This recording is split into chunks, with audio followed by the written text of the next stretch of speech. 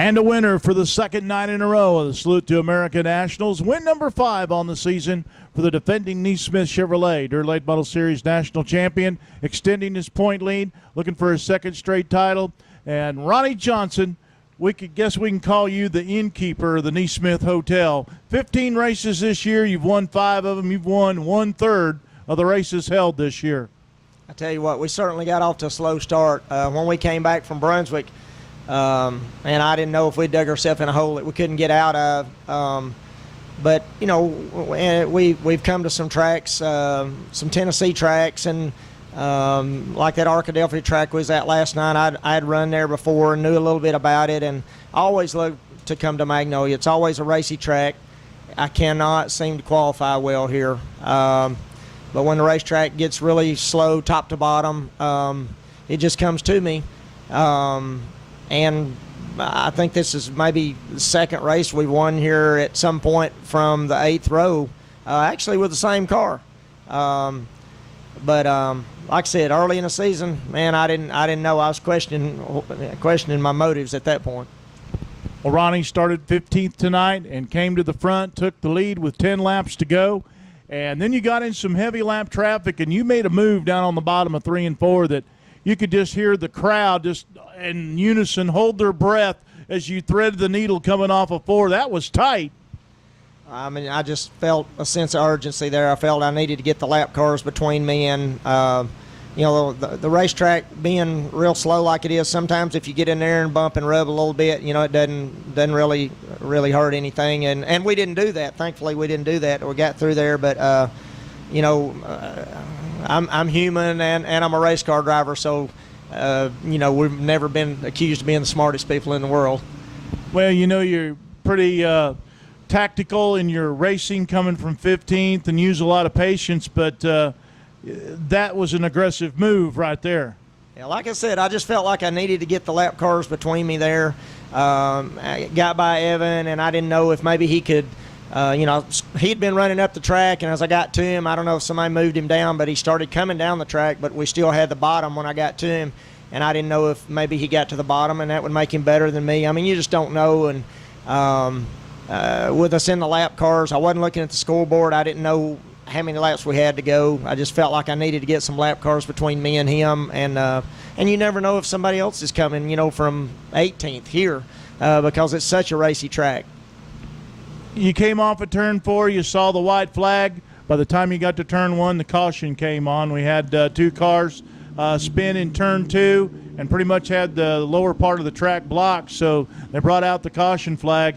I'm sure that was something that you didn't want to see. I saw him wrecking and, you know, trying to look ahead there and, you know, came to the white flag and I saw him wrecking, and then, you know, they said caution, and I'm thinking, does the rule book say we go ahead and race back to the checker? And but the yellow light was solidly on and slowed down on the back straightaway, and I was hoping that didn't get freight train back there, but we had to go back green, white, checkered, and that worried me because I was pretty sure that I was on a different tire strategy than the others, and I really didn't need the caution.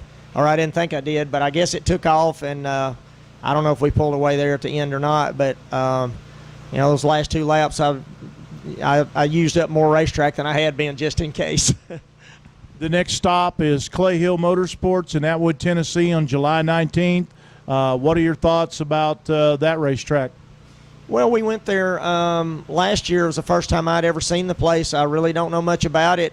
Wasn't really my style of racetrack, but we adapted to it fairly well. And, you know, that's just one of the challenges of following the series.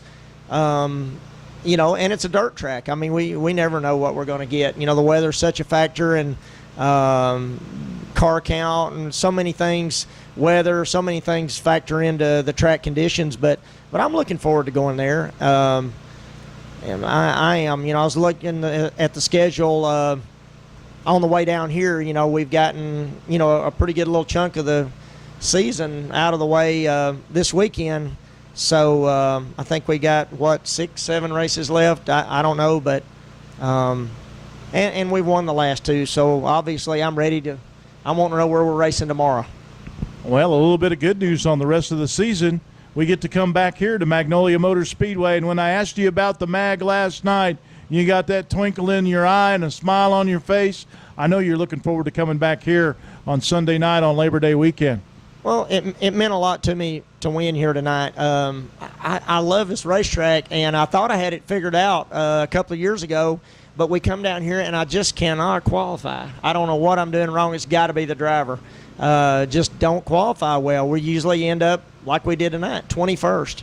And then we'll pass a couple of cars in the heat and get in the show, and then, if it gets like this, I get going. When we were here earlier this year, I couldn't really get going. It didn't get quite as slick, and we wound up with a 9th place finish. So anytime we get a chance to come here, I enjoy it. I really wish this track was a little closer. It's about a little over 4 hours from home, and that's not that great of a distance, but on a typical Saturday night, you'd drive by a lot of other good racetracks, to come here. So I always enjoy coming here.